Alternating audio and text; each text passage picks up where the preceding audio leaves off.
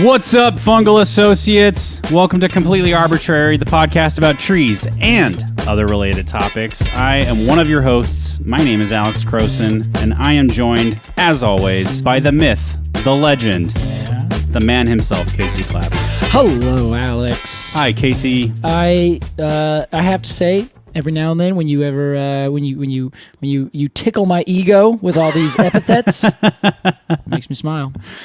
Yes. How would you feel if you knew I was doing it ironically? It would also make me smile just as much. I think that's kind of the whole part of it, because I know that there's nothing that is mythical about me. I'm pretty standard. Yes, you are but a man, flesh and blood. It is all I am. Sometimes I wear hats. I also have ink inside of that flesh. That's true. It's the only thing that I think that you could add on to it. That's right. Yeah. Alex, guess what? What, Casey? Two of our listeners actually found me in the wild this weekend. Wow. Who are they? I can't recall their names. I don't always remember everybody's names. Because they mean so little to you.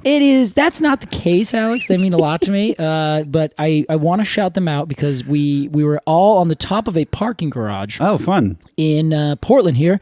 There is a event going on. It's the whole summer. It's Pedalpalooza. It is Pedalpalooza. If you're in Portland, you must go join some Pedalpalooza rides. For those of you not in Portland, come to Portland for Pedalpalooza. Anyway, it was good to see you. Shout out to them, and send us your name, and we'll be like, "It was you," and we'll know that. Anyway, I just want to say that I had so much exciting. fun. And the only way I can think they recognize me is either by my tattoos or by my face. Likely, it's going to be the latter, not the former. Maybe when you were getting loud, you were using your voice, and they recognized your voice of the loud and lit. Yes, exactly. That's precisely right. I think I switched the latter and former there, but we're not going to go back. No, I'll probably even edit that out. Oh, thanks, Alex.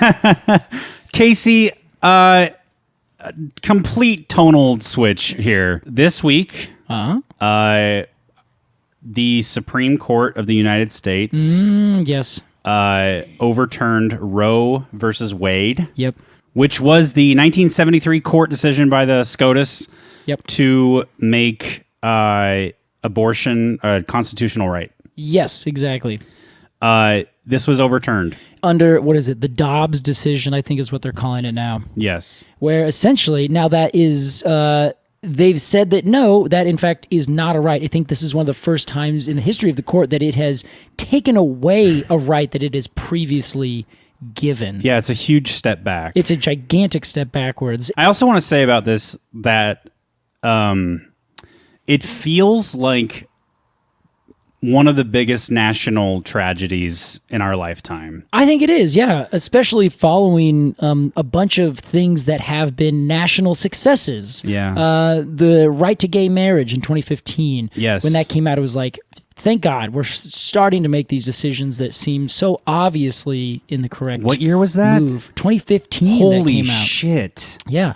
Oh my God. And so, yeah, it is. It's really stunning. And it really, there's also a gun rights win that came out, I think, the day or two before that. Yeah. So this court has now proven themselves to be clearly going in a direction that is counter and backwards from the rest of the general consensus in the United States. And I don't want to say general consensus. That's the wrong word. It's the public opinion is shifting one direction, and they have gone like a salmon running up a stream to the opposite direction of that push. A couple weeks ago, we talked about the dragon blood tree. Yep. As mentioned in that episode, dragon blood sap is a known abortifacient. Yeah. Used to induce miscarriage. Mm-hmm. There are many plants that are abortifacient. We got an email, and I think I'm just gonna read the email verbatim, Casey. Go for it. Regarding the abortifacient property of the dragon blood, it seemed like there was a little hesitancy to speak on that topic, but the truth is, every human society in all of history has had intimate knowledge of the abortifacients available to them. This just goes to show that women and anyone who can get pregnant, we'll just say uterus havers, have always needed and mastered control of their own bodies and health. Which brings me to what I want to say. With abortion rights under threat in this country, they are now eliminated. Yeah, that threat has come to pass. I wanted to say that there are people around the world who still practice abortion with herbal remedies. There are herbal mutual aid groups all over the U.S. to make sure that people can still manage their own health in the face of state violence. I know a lot of people around me feel a lot of despair about what's coming politically, what now has come, and it could be really empowering and reassuring to be in community with your local herbal mutual aid group. Remember those words. Yes. That was me saying that. So, Casey. Yes, Alex. This is not something I knew existed, and I think maybe same for you. No, I didn't really. It's not something I've had any experience with, but I am a non-uterus haver, so it's something that perhaps has not been put in front of me, or something that I had to explicitly think about for my own health care. Same. So I think at this point, because the now that this has been taken away, that now I think it's important that we as supporters need to take that extra step and make sure that we're trying to put this issue forward and trying to say, hey, we have a platform. We're going to try and help as best we can. At least make sure we can put out the word and say, hey, abortion is healthcare. And it's important that if you need to, you can find your local herbal mutual aid group. That's right. And help you and your community if you need. And if you live in a place where something like that doesn't exist, I think we would just point you toward PlannedParenthood.org, which has a bunch of information on how to get abortion pills in the mail, wherever you live. Even though I think that's becoming it's like the next level fight or something like that. Yeah, which is it's very curious because states like Oregon have 0 restrictions on abortions. Yeah, and it's one of those sad things that now Oregon is like really getting ready to be a resource for everyone else, maybe from Idaho, who have a trigger law that's just come into play.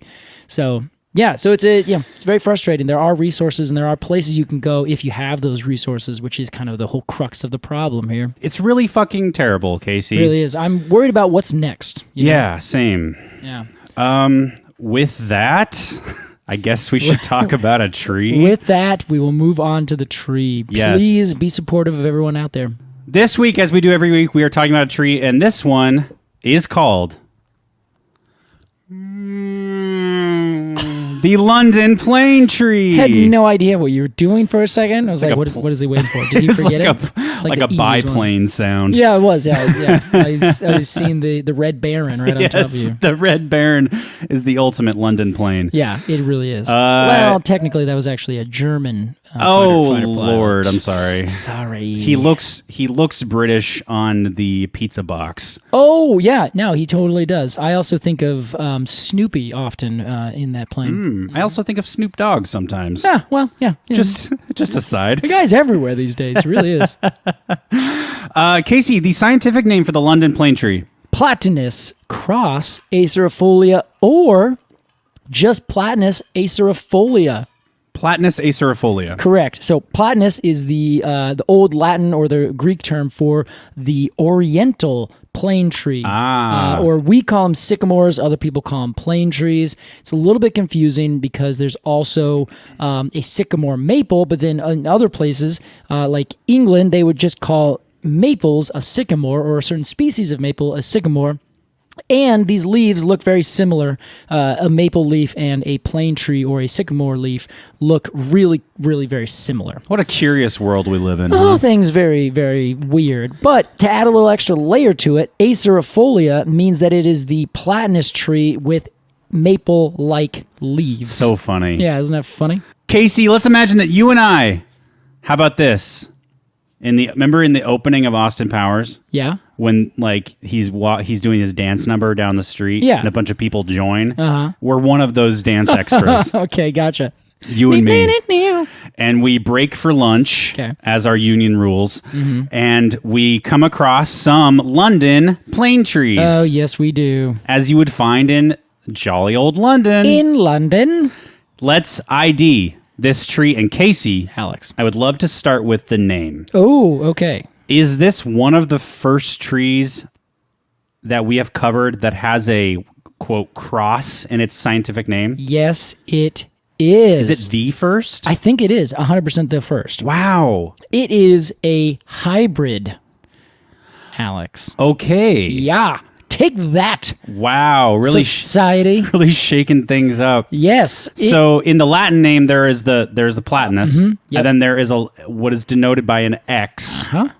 And then the acerifolia. Exactly. So that is the X shows that it's a hybrid between the two things. No, the X is actually showing that it is just a hybrid. Okay. It is. It denotes that it is not either one of its parents. One is the Oriental plane tree, Platanus orientalis, or the American sycamore tree, which is the Platanus occidentalis. Again, occidentalis means west. That's right. Orientalis means east. Okay. Borealis is north, and Australis is south. How about that? Yeah, there you go. So it's saying it's not either one of those parents. It is a cross between it, but it's so unique and different from either of them. As a hybrid, it gets its own special name. I see. So it is a hybrid that developed in, famously, depending on who you read, a garden in outside London. And essentially, you had two of these trees. One is the western, one is the eastern. They have not been in contact with each other for millions of years, but they are still so closely related that they can actually cross-pollinate. So you had these two trees in one garden, they cross-pollinated, bloop, now a new tree grows, which is a perfect mix in between those two. Wow. So that is where it comes up with its name. And it never would have been, we never would have seen it. It would not have existed in nature had they not taken one tree and moved it over next to where another tree would be. How about that? Yeah, it's really funny. Well, so as it works out, let's say the biggest thing that you're going to notice about these trees, the thing that most people notice, as they're walking up to it, it has exfoliating bark. And this is a really cool thing. It's the most striking feature. As they are really young, the bark, the outer bark, kind of just flakes off. It flakes off in a very similar way to what you'd see on an old ponderosa pine or an old Jeffrey pine. Like puzzle piece type. Yeah, exactly. Now, as that tree ages and gets just a little bit older, the bark on the lower stems stops doing that. It doesn't flake off entirely. So you can get a little bit more kind of furrowy, flaky bark at the base that doesn't just pop off. It kind of stays there and sticks around. Okay, do we know why it does this? You know, a lot of people have said that it might be fire or just you want to get a little bit tougher bark because things smash into you when you're, on that lower area. They tend to grow, the two parents tend to grow in bottomland areas where you can get floods that would come through. So if you have a little bit tougher bark lower down, it can kind of withstand a little bit. Interesting. A lot of different ideas. It also makes it tougher for things to like eat you if you're maybe growing in the same area and a beaver comes by. I don't think that's true. I think a beaver would just destroy it. They'd go straight through the bark. They wouldn't give a shit. They wouldn't care. But that's who knows? It might just also be the way the tree grows, But what happens is as it gets older, you start to get a more stable amount of bark on the bottom. But then as you transition up the stem, you start to get more and more of it flake off, till on the very outer, smaller, like maybe 3 or so inch branches, all the way down to the twigs, it is it's kind of bone yellow. One of the parents is bone white, the American sycamore, and a lot of the other sycamore plane tree species. But the hybrid, the acerifolia, the London plane tree, kind of has it's not really sickly, but it's just like a yellow kind of greenish tone. You know what color it is to me? We saw these trees on our last tree trek, which you can find on our Patreon. It's like, those like commercials where they'll like, or maybe like school videos where they'll like put a set of teeth in like Coca-Cola. And then they'll take them out, and these once white teeth are now kind of yellow off brown. Yeah, it's like haven't brushed in a while. Yeah, that's the kind of color I'm thinking. I'm sorry that was so gross, everybody. I think that's totally fine. Sometimes you can the worse that it is, it elicits a more emotional response. So now everyone's going to be like, I know exactly. I love visceral imery. Exactly, you are of a visceral way. Thank you very much. I think I kind of panicked as I was saying that. I was like, what was I saying? Never had somebody tell me I'm visceral. Yeah, there you go. It's like, is this offensive? What word am I saying? Okay, I think it's fine. We're gonna go with it.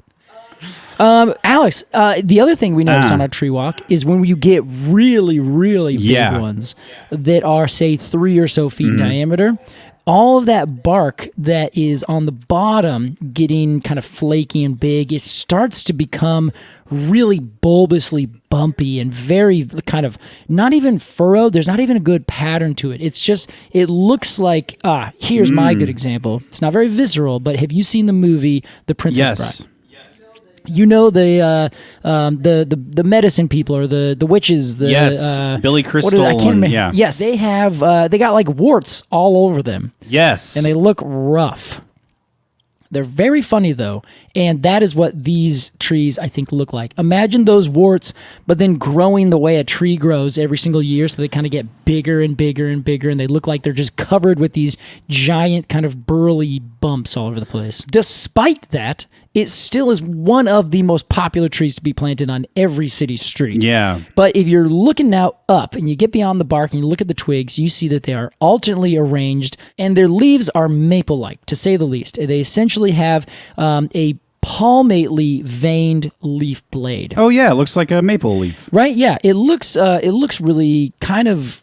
You would just think this must be a maple tree. Yeah. The big thing, though, is maples are all or oppositely arranged, whereas the sycamores are alternately arranged. I see. So you can tell that away really quickly by looking at where those buds are and where those leaves are coming off. Great. So the big thing about them, though, is that they generally will have a flat base. So the leaf base will be more or less flat. It kind of maybe will go down a little bit, but it's not going to be like recurved going down really far down the petiole towards the twig. You know what I mean? It does then have these deep sinuses and kind of these little sharp points that come out at the end of each one of those little veins.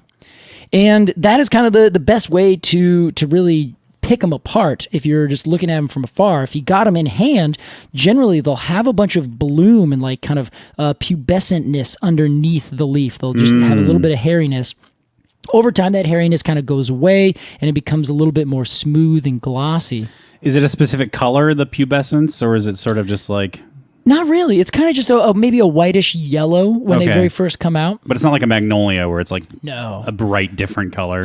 No. It just kind of goes away. Then after maybe a few weeks or a month or two, it just becomes kind of a dull green on the bottom and a shiny green on top. Okay.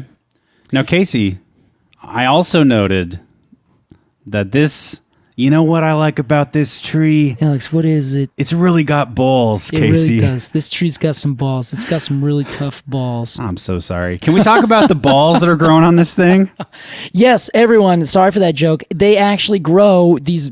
It's just they look like hanging testicles. Yes. There's no question about it. If you see it, you're going to be like, well, yeah, that's true. It looks like a sweet gum balls. Yes, it does. The plane trees are a little bit different in that they are a perfect globe with little teeny tiny little spikes coming out of it. They aren't painful. They're just kind of little hair kind of things popping out. Yeah. It's technically an achene, and the flowers, of which is a monoecious tree. Achene. Achene, A-C-H-E-N-E. The first time we've ever said the word achene Oh on the my show. God. Oh, this is great. I know this for a fact. This is, it's the same as a strawberry. A strawberry is also an achene. Oh, where the seeds grow on the outside? Yeah. Okay. So really the seeds, they kind of get pushed to the outside, and what is underneath that becomes the fruit and kind of goes and gets bigger. So like the receptacle probably in this case. So these guys will, they hang down, and usually they would go, kind of one onto the other. So you'd have a long stem, then you'd have one of the little globes coming off of it, then it would kind of zig to the left, and there'd be another one that would zig to the right. So generally I think you get 2 to 3 hanging down on one individual little stem. They're really curious looking. Yeah, and they actually kind of fall apart. If you were to pick up one that was dry and kind of mush it around in your hand, it would fall apart like so many straws or little seeds. It just kind of go, whoosh, just kind of flutter away. So a couple of the things that are notable about this tree, the leaf base of the petiole covers the bud entirely.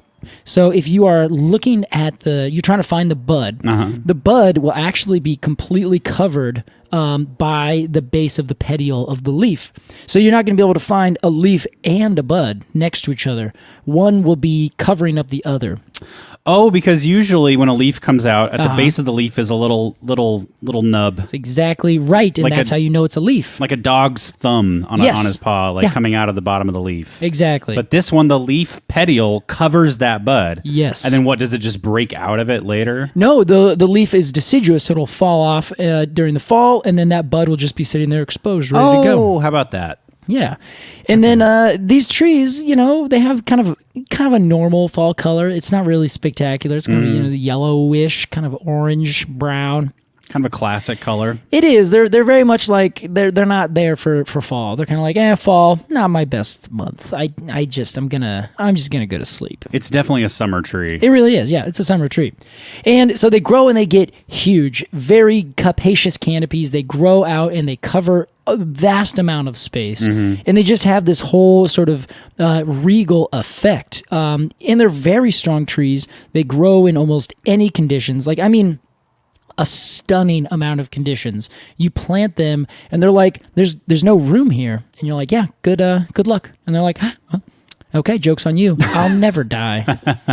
And they just keep going. If you're in downtown Portland and you go onto the transit mall, essentially 4th and 5th Avenues, there are a bunch of them growing, and they are growing out of nothing. Their bases are getting mashed into like the rings around the edge. They have no space to grow, yet they apparently are just fine. Wow. I really don't get it. They don't need anything. They absolutely crush all soil types. You can give them some water and they'll be okay. You give them a lot of water, they'll be okay. You give them no water, they might die, but if they just get enough, they'll still live. Wow. They're trees that are almost unstoppable. Tough trees. Very tough trees. And that toughness, as I said earlier, makes it so that they are planted. Even because they look beautiful, we plant them all over the place. There are other trees we think look beautiful. We plant them all over the place in a bunch of cities, but they can't take those conditions. The ginkgo is another one of these kinds of trees. Like, for whatever reason, you put it in almost any soil type and it grows. You put it in a city and it thrives. Yeah. It just crushes it all the time. That is what makes this tree so ubiquitous. I've been to Tokyo. They're all over the place. I've been to Europe. They're all over the place. Everywhere in the United States, they're all over the place. They're planted to the point where some people are completely sick of them. I guess I should say wait until the review portion, but I'm curious to see if this has your classic overplanted. But we'll hold on to that. Yeah, we might have to hold on to that because in this story, Alex, this is not an overplanted tree to a detriment. This might be an overplanted tree to our betterment. Hey, how about that? Yes, it's actually very exciting. A rarity. And we'll hear plenty more about that after the break. We'll be right back with more Completely Arbortrary.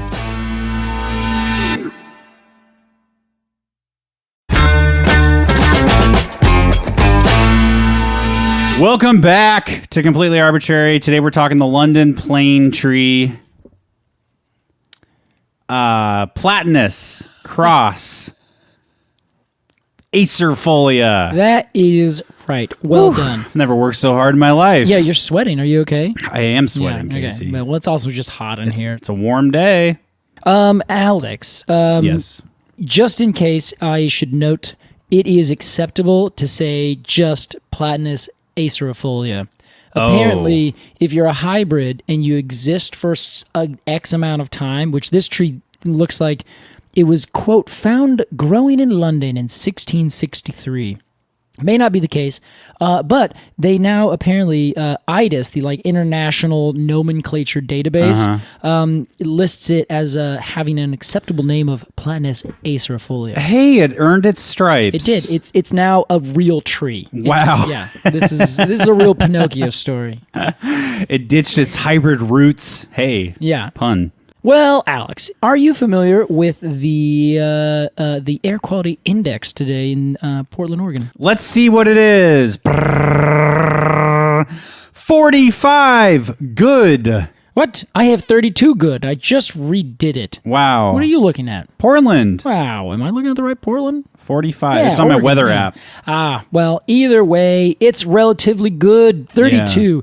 Now, do you know what they're looking at there? What the Well, I all guess that it's is? the matter, the amount of particulate matter in the air, Casey. Is that true? Well, it is actually a bunch of different things, not Okay. just particulate matter. It does 6 criteria pollutants, which is particulate matter 2.5 and 10, which is micrometers. So it's about 5 times smaller than the width of your hair. Okay. And then the PM, which is particulate matter, 10 microns is just a little bit bigger. Okay. There's also ozone, carbon monoxide, carbon dioxide, and sulfur dioxide. I see. That is what goes into a air quality index, which is AQI.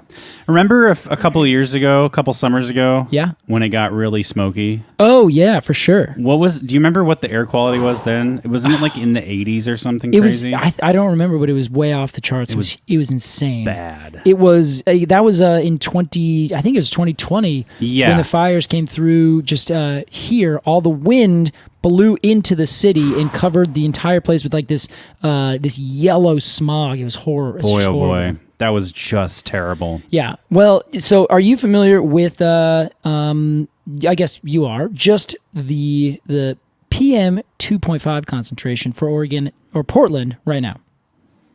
Oh, yeah. Let me think. It's probably 6 or 7. Oh, yeah, you're actually close. 7.7. Wow, you really got a good meter for that, Alex. Good job. Wow, I nailed it. So that is micrograms per cubic meter. Micrograms per cubic meter. Yes, and that's of particulate matter, which is 2.5. Cubic meter, yeah, okay. 2.5. Or PM, that is PM 2.5. Got it.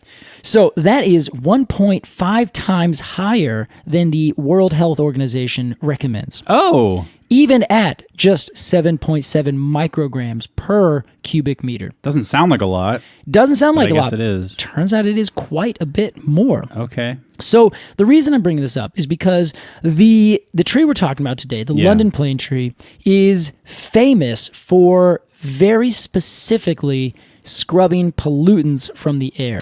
Okay. Not any pollutant, but the worst of them, allegedly, which is the particulate matter 2.5. And I'm sure particulate matter 10, but The PM 2.5. Whatever. yeah. So Okay. this all kind of struck me a while back. I guess it must have been earlier this year sometime. I don't remember exactly when I heard it, but it was sometime in the last 6 or 8 months. It was another podcast. Turns out I every now and then listen to other things rather than completely arbitrary. I love the idea of you driving around in your truck listening to Completely Arbitrary. Yeah. And everyone's like, hey, aren't you the guy? And I just turn it up really loud. So what I was listening to, and I generally don't listen to Freakonomics. Are you familiar with this podcast? Yeah, it's sort of one of like the first podcasts that got really big. Yeah. It's like that in Radiolab. Yeah, like, This American Life. Exactly. Those kind Yeah. of big radio story kind of shows. Yeah. And so I never really liked it. I think I listened to it once or twice like 10 years ago. And I was like, nah, not really into it. Since then, I've become more into what they talk about, which for those of you who aren't familiar, their whole thing is the hidden side of everything. Right. They look into the economic kind of things that drive other stuff. Like a bunch of random stuff. A bunch of random stuff, and they just do such a good job. Like they have sources upon sources. Their production quality and their production sort of levels is high, very high. Yeah. And so I was listening to it, and I just they're the opposite of us. I want to say, I listened to the episode in question earlier today. I was like the whole time thinking, we could never fucking do this. It's a good podcast. It is. It's a great podcast. We are a good podcast. They are a great podcast. We're okay. So one day when we want to be professional radio stars, we'll ask them, "Hey, what do you do?" Yeah, we got to hire a team to do that. So I was listening to this in the truck. I was driving around. I had some national public radio on. Ended up being they were showing or playing a rerun of this Freakonomics episode called "This Is Your Brain on Pollution." Yes. So I was like, okay, well, I'll keep listening to it. And it was a fascinating discussion on particulate matter 2.5 and how it affects your cognition. So without going too far into what exactly their entire show is about, suffice it to say, go listen to this episode. Of course, go listen to Freakonomics. If you are of Freakonomics and you want to interview us, please give us a call. Send us an email, arbortrarypod@gmail.com.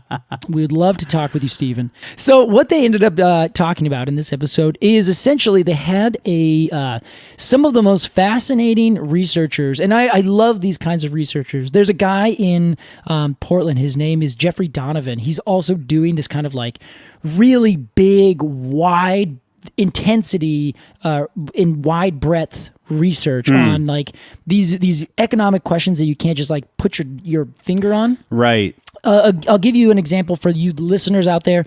You could say, how much is that can of Coke worth? And you could say, well, this Coca-Cola is worth $1.03, and you have that. You know that because that's how much someone pays for something, right? Sure. So the question is, how much is a tree worth? How much is clean air worth? How much is happiness worth? You know, these kind of way squishier ideas. We've talked about them a few times. I think one of the earliest episodes on the European hornbeam. Yeah. So in this case, instead of the European hornbeam, we talked about shade and how important shade and cooling urban areas is. The heat island effect. Exactly. Look at you. You're like a steel trap over there. That was a Alex. year ago. It was Casey. a long time. I still drive by the tree I took a picture of for that episode. And I love it. It's one of my favorite ones. That's so nice. So I, of course, am an urban forester. I'm an arborist. I have urban trees in my heart. Yes, me too. And... yeah. I really like it. Hey, and Alex too. You are. I give you full credit for that. Thank you. I'm an honorary arborist. Yes. And I gave myself that honor. Yeah, a capital H, capital A. That's what we should do. That'll be a Patreon level. We'll give everyone honorary arborists. And you just get a little patch. Just have to answer a couple questions. And we never tell them it's meaningless. We never tell them. Shh. So in this episode, basically, they talk to a couple researchers that basically say the worst thing in the world, like the worst thing for our human health, is air pollution. Yeah. And they're like, we shouldn't be concerning ourselves so much with, they're saying we should be concerning ourselves not only with CO2 and nitrous oxide and all these other big things that cause a lot of other problems. Climate change is, obviously the big one, and warming in the atmosphere. But we should be concerning ourselves with particulate matter for our literal hour-to-hour, day-to-day, minute-to-minute cognitive function. Yeah. So this piqued my interest because as an urban forester, you and I are constantly being like, we need trees. They're important. They're not just pretty things on the side of the road. They're causing a great deal of benefit and service to us as a whole community because they are giving us ecosystem services. Yeah. That big catch-all term that essentially means the things we don't have to pay for that nature does for us. Generally speaking, that's cleaning the air. That's cleaning our water. Ever since we put in the Clean Air Act back in the Nixon era, that has been something that has cleaned up the United States in a huge, huge way. Listen to the podcast, the Freakonomics, and they'll explain, well, we just kind of moved it offshore, but however it happens, the United States has pretty good air quality now as compared to a couple decades ago.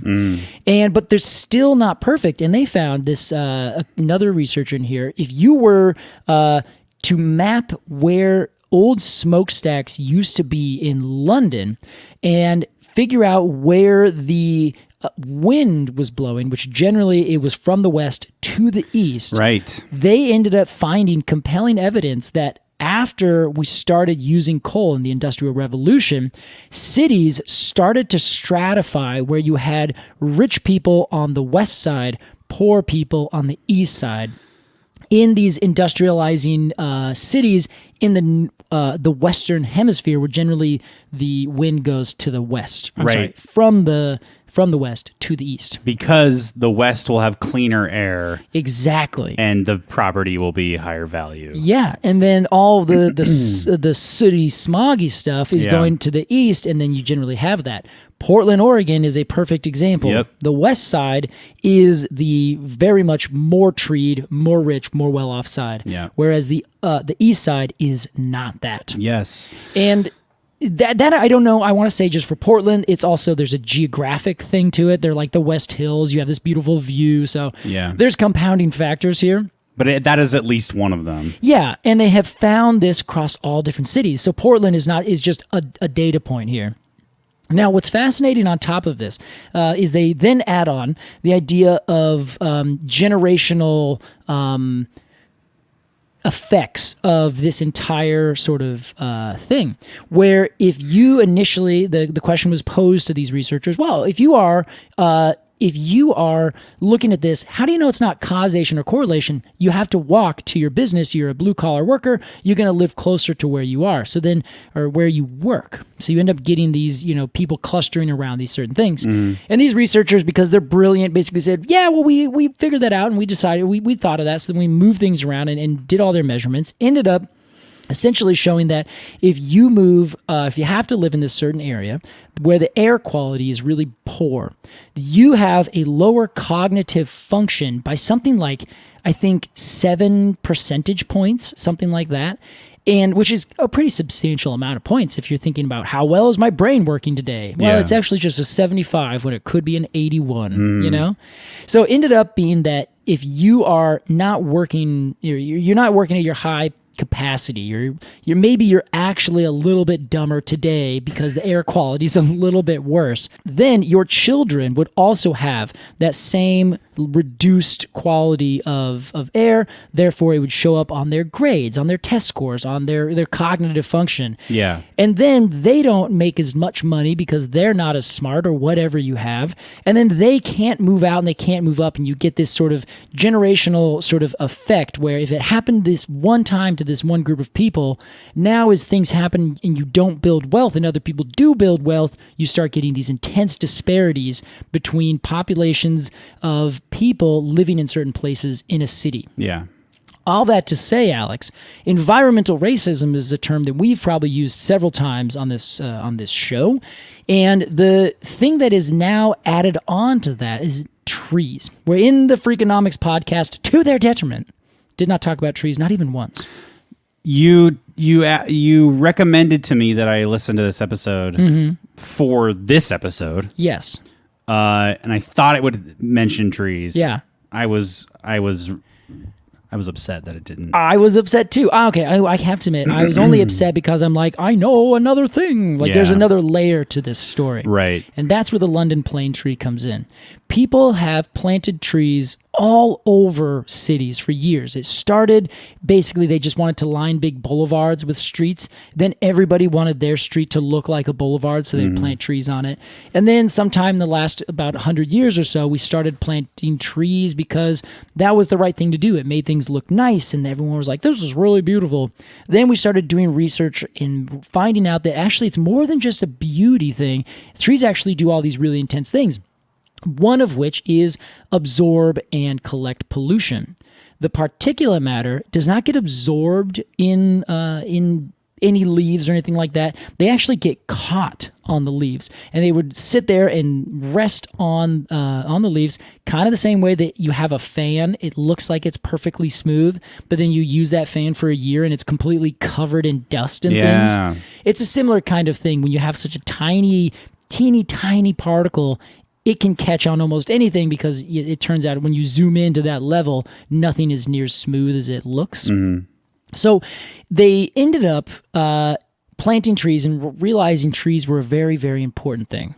And at the end of the day, we started looking and saying, well, where are trees planted? Where do we need to get more trees? And they found the same exact disparity where wherever you have trees, you have rich people, big trees, that is. Wherever you don't have trees, you have poor people, and you have more, you have communities that have more problems, however you want to define problems, whether that's a cultural problem or a lack of investment, so the roads are literally falling apart. And you ended up having this environmental racism that has come to play and come to pass in almost every single city, including Portland, Oregon, where if you take a map of the income of a given region or a given neighborhood, and you overlay that with a map of tree canopy cover, they almost mirror each other perfectly. And so all of a sudden, when they're talking about this in Freakonomics, they're like, oh, and you have this other thing with particulate matter, which affects this cognitive function, which creates this whole reason as to why you've had these people separated into these neighborhoods in the first place. And then you don't plant trees in one and you plant the trees in the other is just going to get better and better. But then the other one is now, if you don't have trees like the London plane tree, which, Alex, we haven't even talked about this, is one of the best trees for specifically catching particulate matter, 2.5. If you were to plant a bunch of these trees, not only are you creating shade, but you're also taking away a very real cognitive hammer that's on top of these people, where if you are living in an area that's inundated all the time with this particulate matter, whether it's from a freeway or something else, if you plant trees, they can actively scrub your community and make your air better for you, and also fight the idea of environmental racism, which apparently has its whole background in Victorian England. I've gone on too long, Alex. What do you think? I have to take a break. I saw this interesting. I follow this account on Instagram today, or on Instagram, about ADHD. And she posted this interesting thing about attention lag, which is the concept that if you have ADHD, it's common to, when somebody is talking, you grab onto something they say and you think about it, but while you're thinking about that thing, they've moved on to the next thing. Yeah. And by the time you're done thinking about that last thing, then you can catch up and pay attention to what they're saying. Yeah. But during this whole time, you can't even speak because you're frozen and you're thinking about the thing they said 3 things ago. It's a little related to today's episode. Yeah, I guess it is.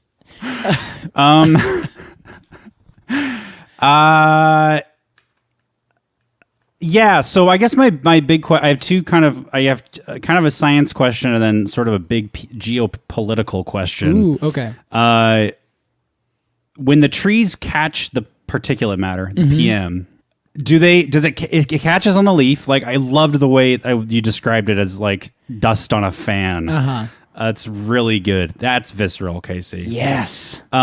Just dust on is the idea that come fall, those leaves with all that particulate matter fall to the ground.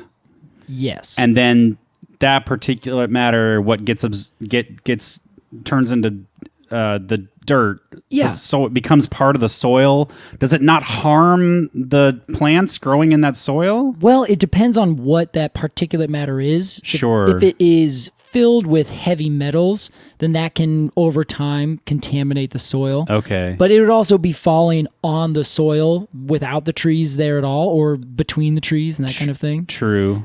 So if there's already that kind of pollution out there, it's going to be out there and it's going to cause a lot of harm. Okay. But generally speaking, it's just like little tiny dust particles and smog particles. When we were talking about smoke, smoke is essentially the non-burned bits of stuff that's floating out through the air. Yeah. Really, essentially, it's the tiniest bits of ash and carbon. So when we breathe that in, it's really harmful to our lungs. But if it just lands on the ground, it essentially does exactly what you say. Some microbe will eat it and turn it into something else, and then it'll just become a part of the soil. I see. So for the most part, it's not really that bad. But if there are these other certain chemical constituents, it can be very bad. So it's not fully like recycled and used for good necessarily. Yeah, it just kind of becomes inert where, it falls in and then some fungus metabolizes it or something like that. Which is a hell of a lot better than it going into our lungs. Yeah, exactly. My political question. Is this all part of the plan? Oh, I see. Do you know what I'm saying? To keep the poor and their cognitive function low. Ooh. Is this all part of the federal government's ultimate plan, which is, fascist rule? Yeah. Whew. That's an intense question. I think if you ask Howard Zinn, he famous for writing a people's history of the United States. Yeah. I think he would say yes. Yeah. Maybe he would probably say no and be like, "Oh, okay, that's a little much." But I think what he would argue is he would say yes.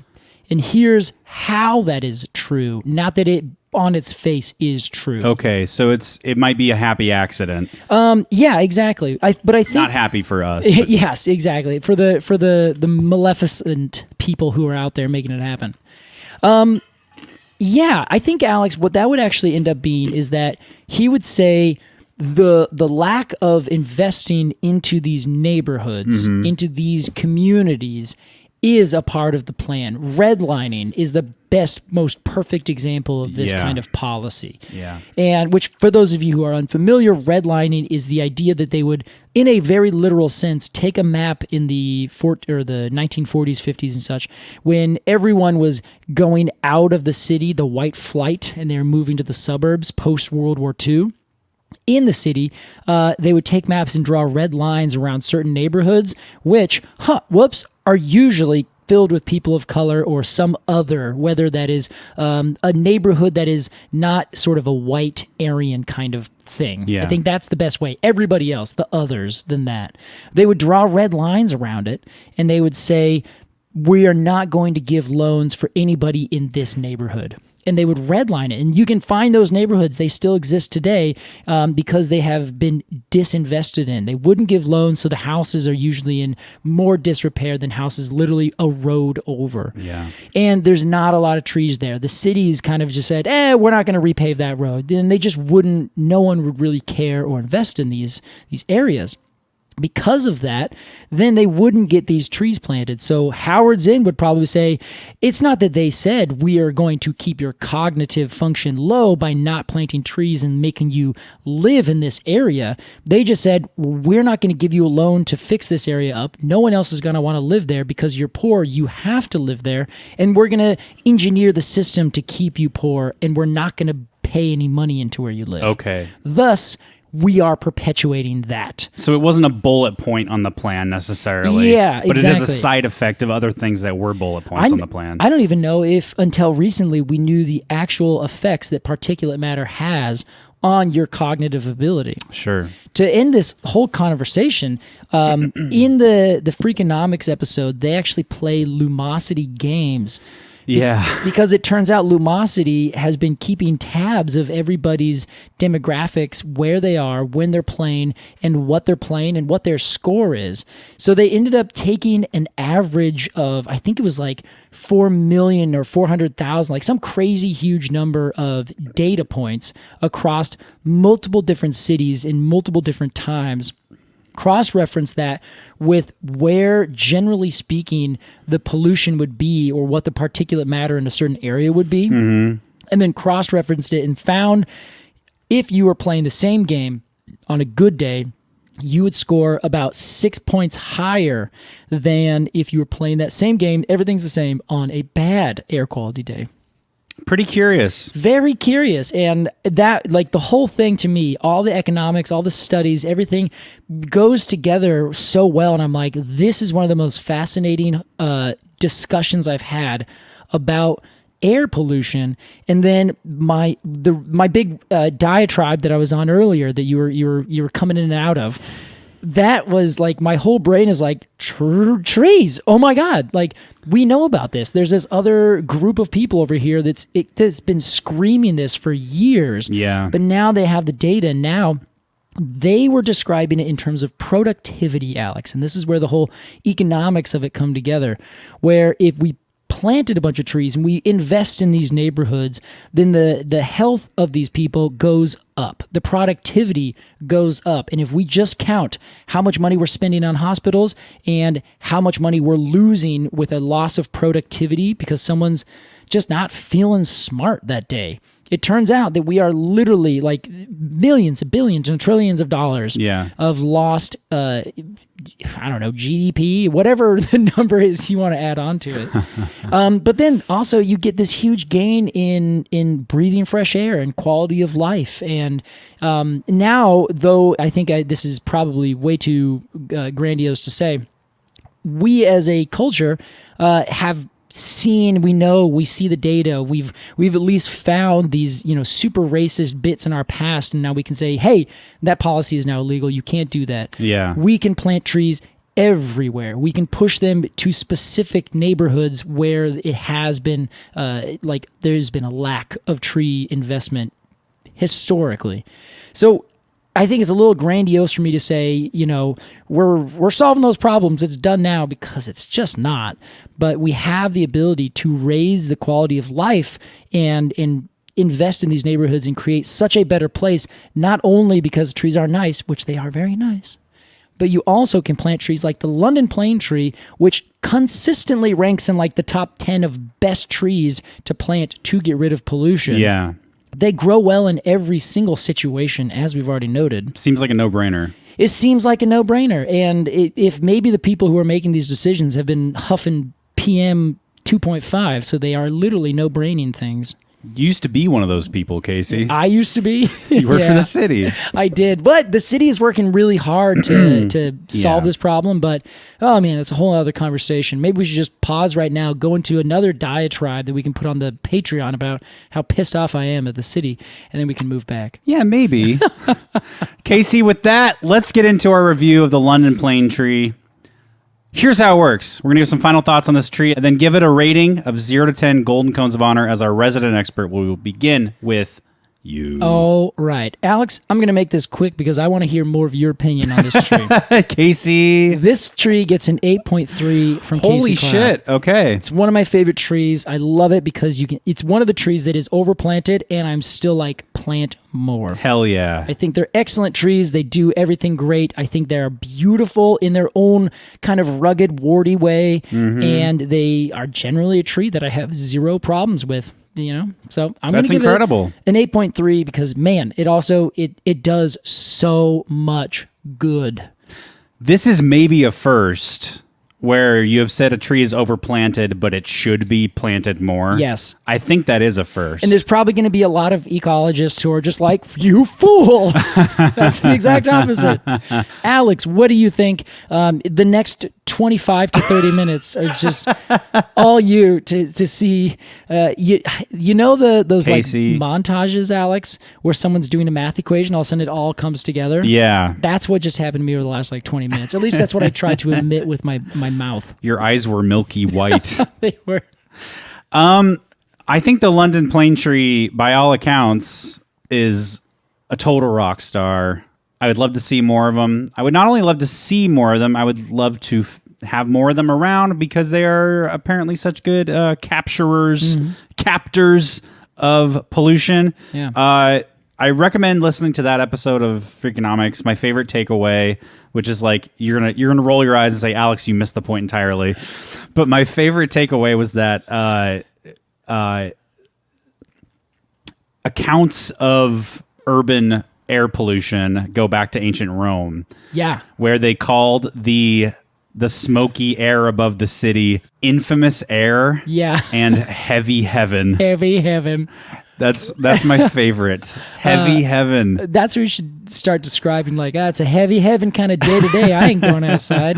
This here's some infamous air. I like infamous air is almost like you've known about it for years, and there it is finally. You see that air over there? That air is infamous. I see it every day. Yeah, London plane tree is getting a solid 8.0 for me. All right, that's good. Yeah, I think it's appearance. Usually, I'm like appearances over function, a little fashion over function. Yeah, honestly, I was kind of surprised. But I don't really care about its appearance. It's fine. It's ugly, but it's like, who cares? Wow. This feels like a utility tree. Ah, okay. Okay. And I really respect that. I'm feeling that. It is a utility tree. Yeah. The whole thing. It's not only the bark. It's not only this. It's everything. And that fruit's pretty interesting, too. Yeah. I love that fruit. I really do. I like to see it on the ground. I like to see it up in the air. You can see it throughout the entire season. It looks like there's just a bunch of like ornaments hanging off the tree when it's completely devoid of leaves. That's much more generous than saying they look like testicles. Yes, that is. That's, I tried to use the term globe many times. Oh, globe. A globose fruit. Things like that. If you know what I mean. Yeah.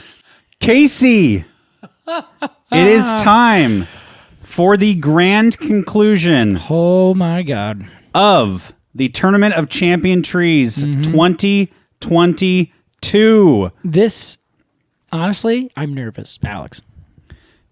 Casey, I've got knots in my stomach. I know you do. Yeah. But also a flutter in my heart. Do you think everyone's prepared? Do you think they have the same feeling? Like, did they wake up today and they're like, today's the day? Like, go for it. I think probably yes. Yeah. In the tree world, this is sort of Christmas. It's kind of the biggest. It's kind of the Harry Potter of the tree world. It's like Christmas and New Year's combined. Yeah. Okay. Yeah. I think you're right. And the Chinese New Year. Yeah. It's everything, and Saturnalia. And Saturday Night Live, which is what I thought you were going to say. And speaking of live, Casey, we go now live to the forest where Alex 2, Casey 2, and Tobin Mitnick 1 conclude the Tournament of Champion Trees 2022. Take it away. Welcome, Fungal Associates, to the final rounds of the Tournament of Champion Trees 2022. I am Alex Crowson. I'm here with co-anchor Casey Clapp. It's good to be here. And our guest co-anchor, Tobin Mitnick.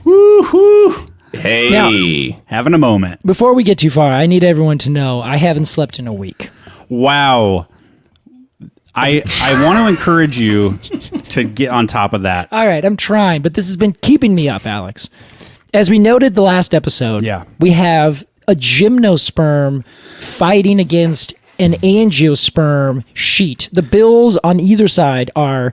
you couldn't have planned this, and I need to say explicitly, we did not. We started with a mash of trees on either side, and somehow it's come out like this.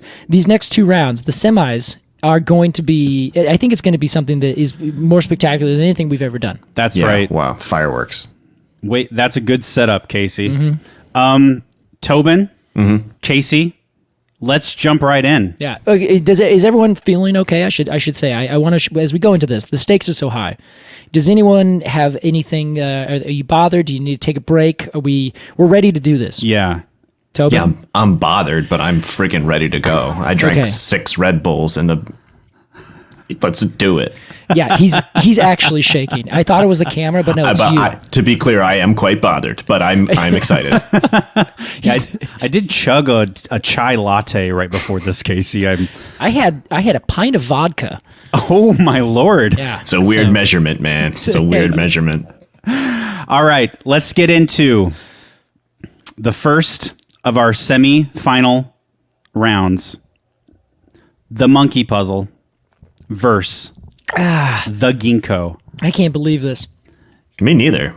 This is too high. The monkey stakes. puzzle. Araucaria araucana versus the ginkgo biloba. Monkey puzzle nominated by Edward Hildred. Edward's reasoning: it's lived and survived with dinosaurs. It's so spiky. It ages like a fine wine. Okay, it does. From Hannah Derman comes the nomination for the ginkgo. It's an ancient tree, has cool leaves, it's dioecious, very tattoo worthy. We've already established none of us have a ginkgo tattoo. Will one of us have a ginkgo tattoo by the end of this championship? Yeah, it's possible. It might be that the ginkgo actually gets tattooed on us out of like rage, where it like slaps us so hard if something doesn't go its way that it imprints a ginkgo as a fossil on our cheek. You know, one trip we really missed with this case is to get some sort of engraved trophy. Yeah. Well, I mean, we don't know who it's going to be, so we can still get that engraved trophy. That's true. Yeah, all right. But I like the idea of filling it out each year. Yes. I'm assuming this is going to be an annual thing. And just going out to the forest and placing it on a tree, resting it against the tree and going back the next year and taking it away. Yes. It's just like the Stanley Cup. I don't know, there's a chalice filled with like champagne over by this tree. I don't get it. Birds living in it. It'll kill a lot of slugs, I tell you that much. Tobin, What do you think about this matchup? Where's your head at? It's a battle of the ancients, right? That's what we got. The lineup today is 2 different battles of the ancients, and looking at this head to head, I'm pretty surprised that the monkey puzzle made it this far, but I should have known not to underestimate this tree. Wow. This tree is a master of disguise. People think that it is a pine tree. It's not a pine tree. And of course, it's going up against the ginkgo, which is the most ancient tree of all, Casey. Yeah, I would also say that it's one of the best masters of disguise, where everyone says, "Oh, it's a broadleaf tree. It makes flowers." It does not. It is a naked seed. Yeah, I mean that naked seed, baby. That gymnosperm. Let's put it out there. Oh boy. Okay, yikes. All right, let's cut to Alex here. Tobin's gone a little off the deep end with naked seeds over Hard here. emphasis on sperm. I'm going to close some of these tabs. Hold on. I see what's happening. Oh, God. Trees. Casey, ginkgo monkey puzzle. Okay. What are you thinking? This is too much almost. So again, we're going by the numbers here. 6.8 arbitrary rating for the monkey puzzle. And you know what? It doesn't really show up. It doesn't have anything that's like this sets me apart. It's kind of got a altruism in the middle, and then it just gets less and less. It's wisdom 1.9, power 1.7, strength is 0.7. This is curious to hear from you. It made it to the semifinals, and it's showing up with nothing. But you know how sometimes you just you get that lucky shot and you end up just going through every time. Luck. I'm wondering if that's the case, whereas the ginkgo shows up with a 9.5, which I should note is just a little bit higher than the monkey puzzle. But the big thing is it has wisdom at 3.6. I think it's that the ginkgo didn't get here by accident. The ginkgo said and knew and calculated how it was going to get there because it's done it before and it will do it again. Wow. So I don't know what the answer is going to be because, again, the ginkgo is not as tough. It's not as tough, I don't think, as the monkey puzzle. And I think you can tell that just by looking at it. You know, Tobin, Casey, I've been gunning for the monkey puzzle since round 1. Okay. Thank God it made it into this tournament. Well, you're its mentor. You're its champion. You're its advocate. Every great, champion needs one of those. That's right. It's like a son to me. Please. Yeah. The ginkgo, like a daughter. Oh. This is a Sophie's choice. I love both of these trees. Another Sophie's choice. They're everywhere in this. How many Sophie's choices are we going to have to make today? And how long until we 3. How long until we come up with a pun, a naturalistic pun for Sophie's choice? Sophie's choice is some low hanging fruit, but it's a bit of a mouthful. Yeah. Having said all this, I think I'm just going to wait until it comes out of my mouth. Okay. On the count of 3. Who will go to the finals? Monkey puzzle, ginkgo. Here we go, you guys. 1, 2, tree. Ginkgo tree. Monkey puzzle. Alex, what did you say? I said ginkgo. Oh my God. Oh my God. Ginkgo moves on. Ginkgo moves on to the finals. Ginkgo moved on to the finals. Man, did you hear that? Ginkgo moves on to the finals. Did you guys hear? Oh my God. I'm so pleased. It's all over Twitter right now. Holy shit. Ginkgo made it to the finals. Ginkgo is in the final. Oh my God. That's our first finalist. We all saw it coming. We didn't know it was going to get here, but here it is. Guys, this is monumentous. I'm personally thrilled, but I'm also sad to see the monkey puzzle go. You're sad to see it go. Let's move on to our second and last semifinalists. All right, what do we got? We have the red mangrove, and it's going up against the olive. Oh my God. Now, the red mangrove, Rhizophora mangle, nominated by Tomena Schultz. They look cool, can literally make islands, grow in salt water. That's pretty good. It's impressive. Is one of the few trees to do better in changing sea levels in warmer water, stabilizes the shorelines, creates habitats, worldwide distribution. Just like our podcast, Casey. Yeah, exactly. Worldwide distribution. And it's going up against the olive. Yep. Olea europaea. It's got a rhyming scientific name. I love when that happens. That is a really convenient thing, isn't it? Nominated by E. Price for these reasons: iconic, hardy, ancient, versatile, beautiful. The foundation of Mediterranean culture and cuisine. It's so unique it has its own color. An anchor to the past, the stuff of legend. Oh my God. Tobin, you weren't kidding when you said we had two giants going up against each other. What do you think about this matchup? Looking at this matchup, I'm reminded of John, protagonist John, from Aldous Huxley's Brave New World. Wow. And John was apt to quote Shakespeare in a dystopian world of soma and genetically reinforced class structure. And he did not care that the world was indifferent to his artistic appreciation. That's how I feel about the olive. And that's how I feel about the mangrove. One is a tree of the past. The other is a tree of the future. Wow. So I really think it comes down to the question, am I, Tobin Mitnick, a romantic, and some would say nostalgic, and yes, I give in to that classification, or am I a visionary? Am I a futurist? Am I someone who wants to give in to the inevitable? And the fact is that I would rather die with my soul intact. Give me the olive any day of the week, Alex. Oh. That. Casey. I don't know what to say. Any words after that diatribe? I do. I have some words. The olive is hard. It's a very hard tree. Altruism off the charts. This tree gives, this tree takes, and this tree stands firm, as it has against the likes of a Sitka spruce and a monkey pod tree. It's come a long way to get here. It's very impressive. I'm sorry, this is your time. I didn't mean to No, interrupt. Alex, please. Sometimes I need others to help me fill in the words that I can't myself. Gotcha. The red mangrove tree is also just as hard. I made a mistake earlier when I said that the olive sets the stage for the hardest tree. It's a 4.6. The mangrove is a 5.0. Wow. So I am apt to say that if we're looking at the future versus the past, the olive has the past in its pocket. It has been there for thousands of years. It has done everything, and it's done it twice, and we still know about it today. We still look to it for its honor and its wisdom, its power, altruism, etc. However, the red mangrove tree is the up and coming. This is the Julius Caesar taking slow advantage, and all of a sudden when you look around, you realize Julius Caesar has taken over the entire world, and you are now in and underneath that world.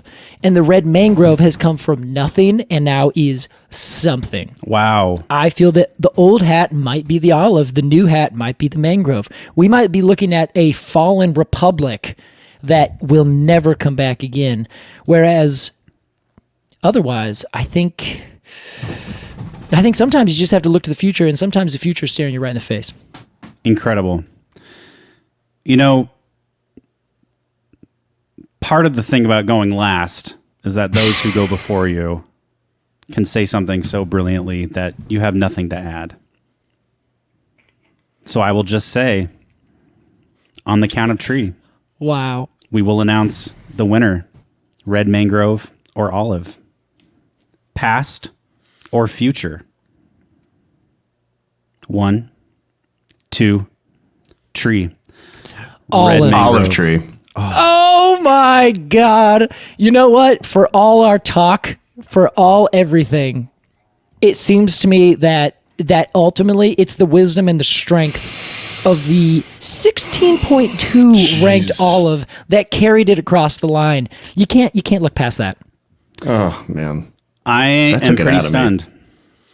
I actually thought it was going to be a shutout. I thought red mangrove was taking it 100%. Wow. That's, you I know was what? I was Yeah. actually on the line, Alex. I was on the line. Your past versus future comment really got me thinking.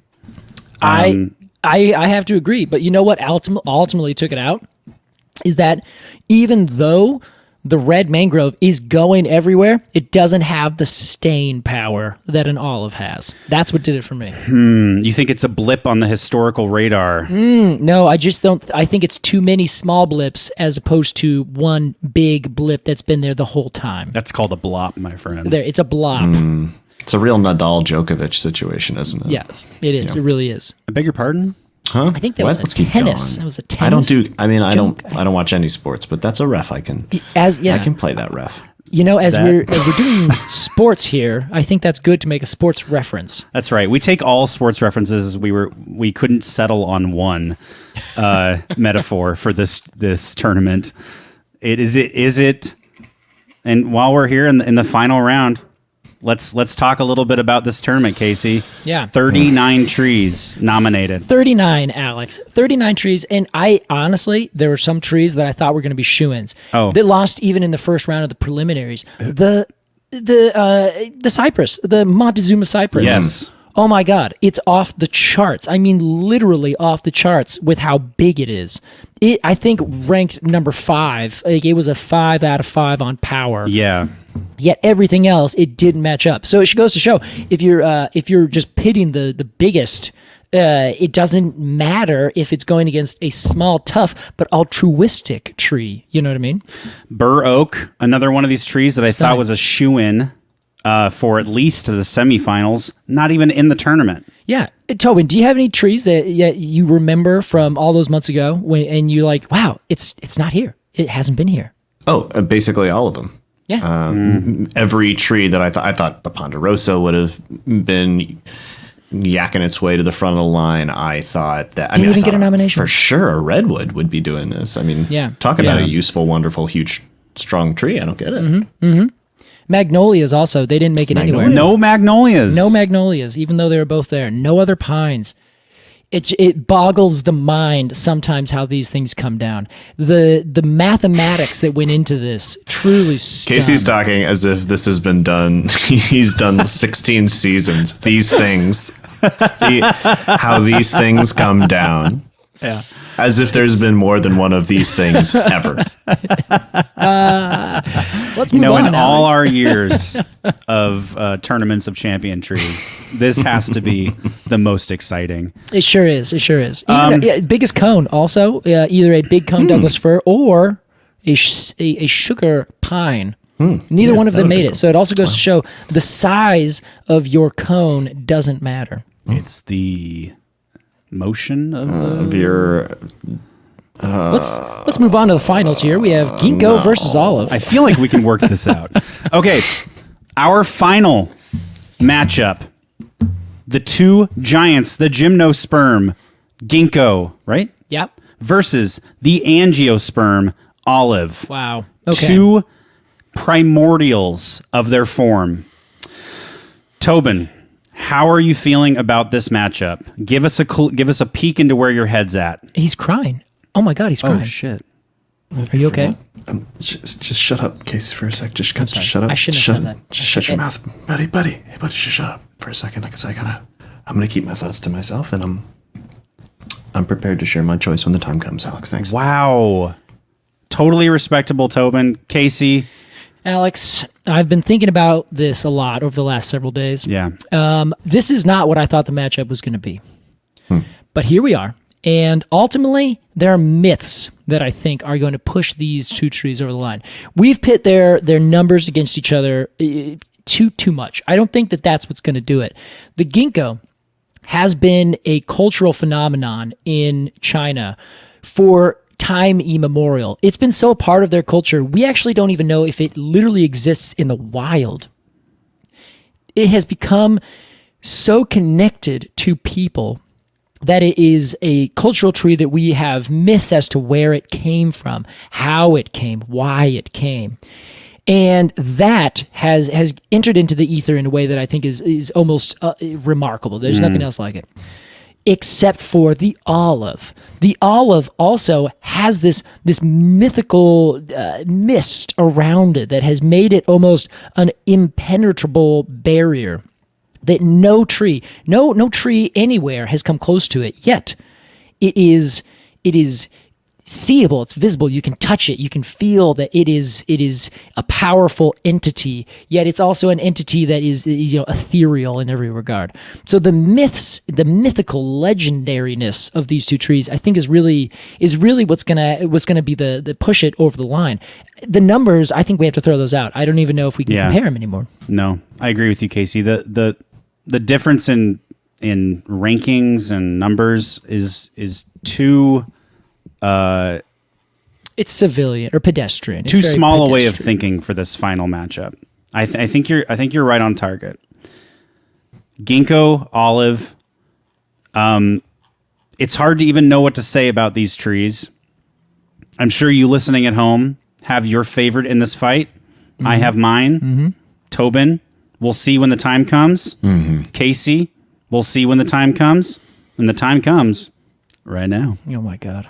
On the count of three, okay, we will announce the winner of the Tournament of Champion Trees 2022, the first annual. Who will be the Kelly Clarkson of this tournament? Mm-hmm. Well said, Alex. 1, 2. Hold on, I need to breathe. I have nothing else to add. I just need a moment. Oh my God. Casey, don't do this. Okay, start again. I really thought something more exciting was about to happen.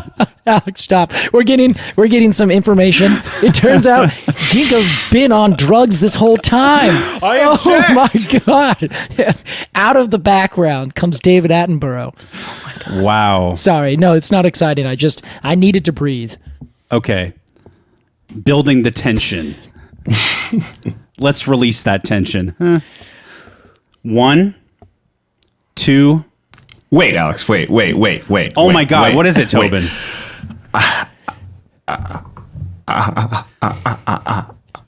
I'm ready. Just say it. Just say 3. Okay.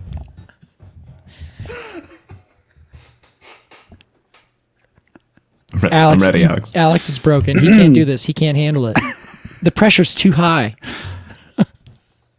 Tree. Ginkgo. Olive. Oh my Olive God! takes it. You guys are kidding me. The writing is on the wall. Wow. The olive tree is the champion. Olea.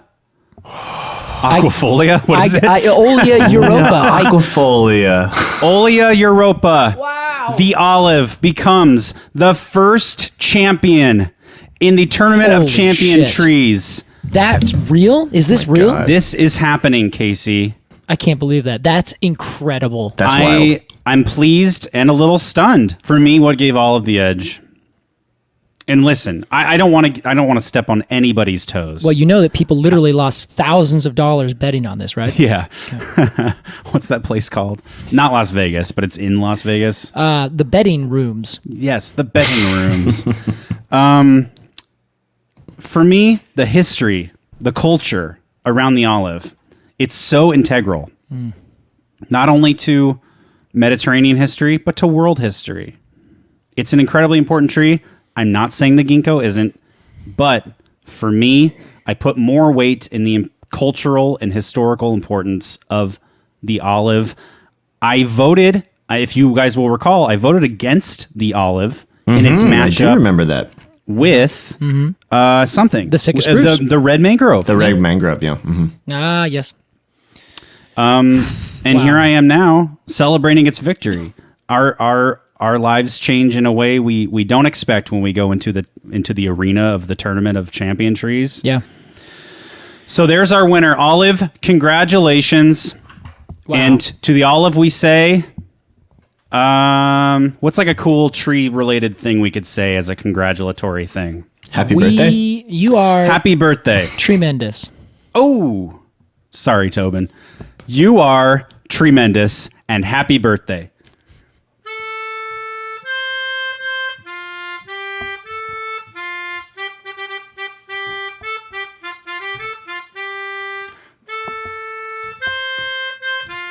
I feel like just one round should do it. No?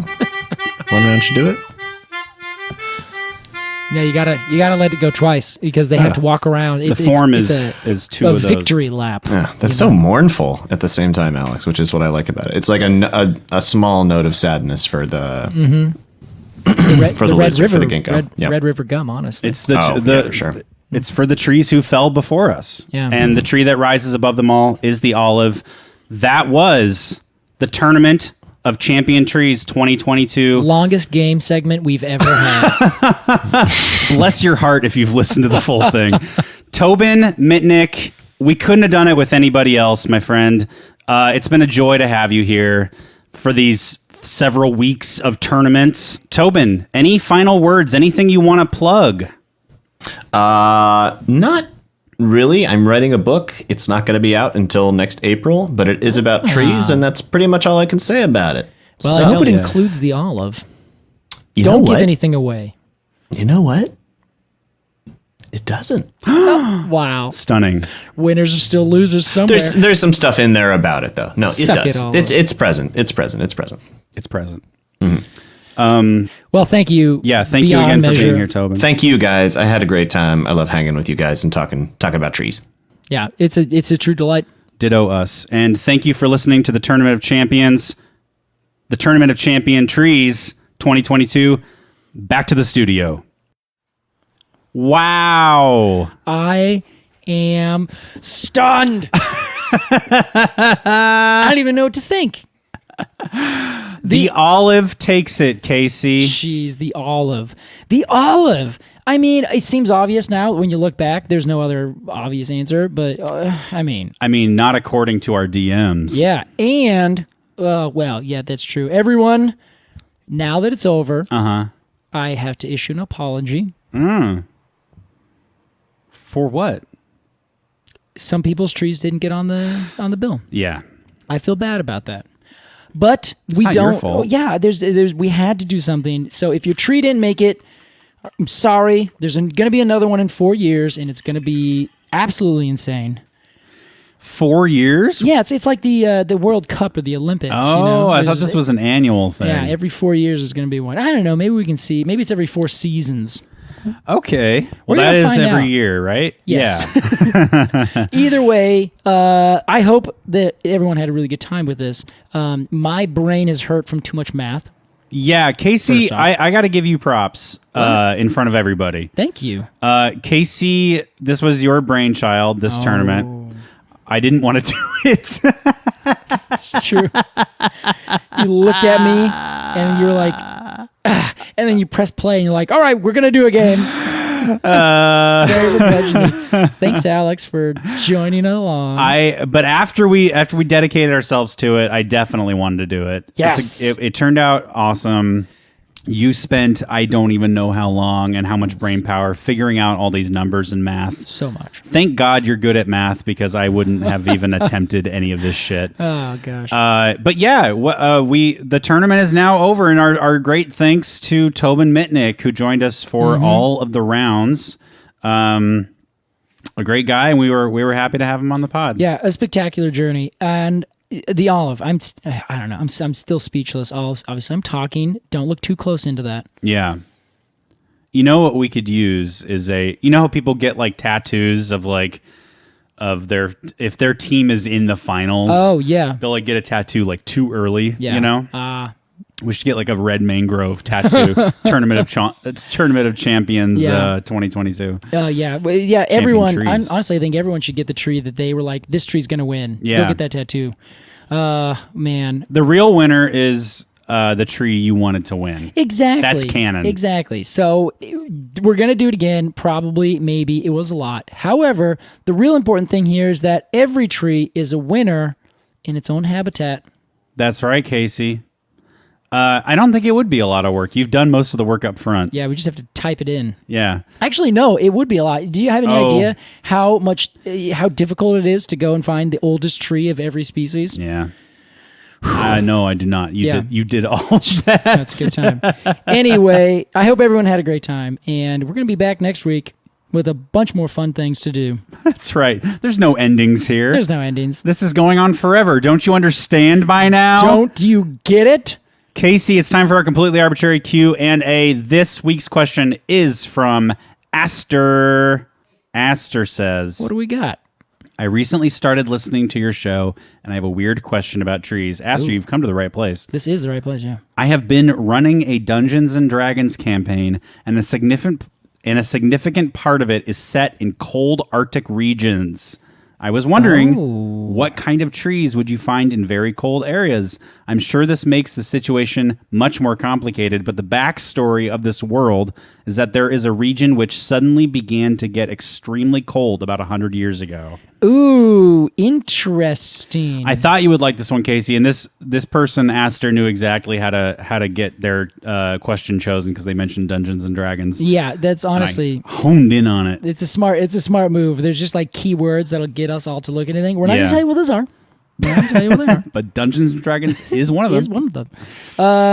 Yeah, what do you think, Case? Okay, An Arctic region that is very, very recently gotten extremely cold. It just recently got cold. So this is a big thing, is that if it changes temperature too quickly, like what's happening with climate change right now, things can't keep up. They don't evolve fast enough, right. or the traits at a population level don't kind of migrate, move. So would you find a lot of dead trees? Yeah, I think that would be the first thing you'd probably see. Is if it just recently got really cold, you'd probably see, like, let's say it used to be semi-tropical, maybe. You'd see a lot of dead trees that died very ingloriously, you know? It's like piles of mush. Yeah, exactly. And they would be like, all their stuff would be kind of hanging off of them before they kind of just completely disintegrate and die. Yeah.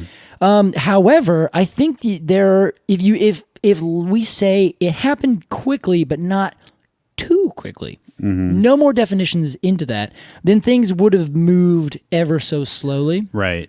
You're going to see a lot of conifers. Because conifers are the trees that almost ubiquitously, except for in the Andes Mountains,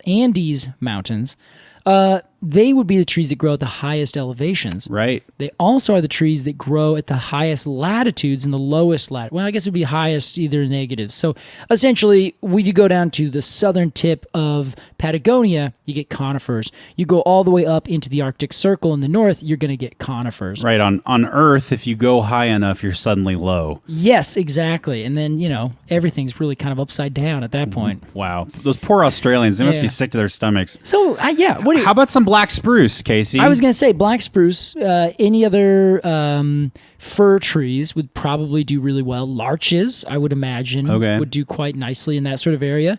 But then again, willows, as not tall trees, but low trees, you get a lot of willows out there. Willows crush it. And there's a couple alders that grow up at that high of elevation or in really cold areas. We also need to consider that this is, I'm assuming that this is a world of magic. So it could be. Are there maybe potentially some yew trees? Yeah. Can yews crush it in an environment like that? They do, yeah. There's some that grow up near Mount Hood. Our Pacific yew does that. There you go. Because yews are very magical. Yeah. There's also a very magical aspen. Aspens are magical trees, I think. Don't you think? Sure. Okay, I wasn't. You just mean like in your heart. You don't mean like mythologically. Yeah, that's probably right. That's why I was looking at you like, validate me, please, Alex. I need this. Douglas firs are pretty magical. Yeah, that's just saying. Well, aspens also grow really, really high elevation. Okay. There's also a magical oak, the Gamble oak, in the Rockies grows real high. It's like up there. You know what they say about the Gamble oak? It's a safe bet. Oh, Alex. So that's what I would say. I bet you there's going to be a mixture of all of them. Certainly spruce. I think spruce would be a very important thing. But also, there's going to be some pine trees. There's got to be some pine trees. Yeah. That's enough to choose from, I think. Yeah, I think you can get some good ones there. Thank you so much, Aster, for your question. If you have a question about trees, especially a weird question about trees, email us at arbitrarypod@gmail.com. Especially a weird question. That's ARBORTRARY pod @gmail.com. Join us on Instagram to follow along with all of our news and such. Or you can support this podcast on the Patreon, patreon.com/arbitrarypod. You can join the Arboretum for $5 a month and get 2 bonus episodes a month about other related topics and trees, or join the Cone of the Month Club to get a unique die-cut cone sticker illustrated by an independent artist every single month of the year. That is right. And one other update that I think we should tell everyone about. Oh, yes. Head to our website if you want to take a look at any extra information from any of our shows. We just updated it, and I have to say, Alex, it looks great. It does look great, Casey. And hey, while you're there, arbitrarypod.com/merch. Let's see. This episode is coming out on the 30th. Mm-hmm. If you're listening to this, this is your last day to pre-order a Douglas Fir t-shirt. Casey, that's the end of the episode. Sometimes... This was a pleasure, Alex. Thank you. Sometimes we get to the end of these things and I have no concluding statement. One of these days, we should just end it, like, in the middle. Oh, okay. Yeah. We'll like just after the break? No. We'll just come back and say goodbye? Sorry, in the middle of a sentence. Oh. Like the Sopranos. We'll just... oh, God. Zip.